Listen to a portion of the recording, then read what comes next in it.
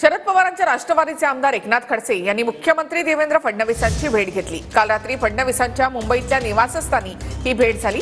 कामाच्या निमित्तानं फडणवीसांची भेट घेतली, कोणतीही राजकीय चर्चा झाली नाही असं कारण त्यानंतर खडसेंनी दिलं। खडसेंच्या भेटीमुळे ते भाजपत जाण्याच्या चर्चा पुन्हा एकदा सुरू झाल्या आहेत। खडसेंच्या भाजप प्रवेशाबद्दल फडणवीस निर्णय घेतील अशी प्रतिक्रिया आशिष शेलार यांनी दिली आहे। देवेंद्रजींना मी माझ्या मतदारसंघातील विकास कामांच्या संदर्भामध्ये भेट झाली। भाजपमध्ये जाणं किंवा प्रवेश करणं याबद्दल कोणतीही चर्चा किंवा कोणतीही राजकीय चर्चा या बैठकीमध्ये झाली नाही।